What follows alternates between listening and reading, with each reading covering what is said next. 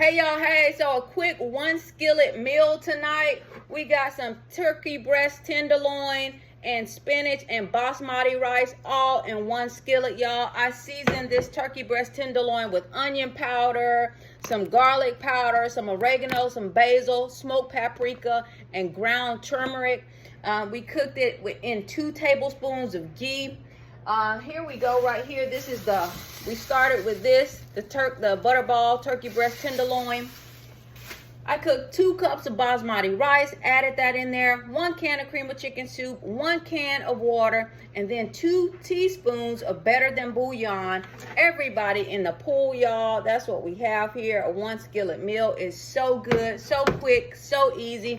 I had to cook some sweet potatoes. Sweet potatoes are one of my favorite foods, and it's good for you too.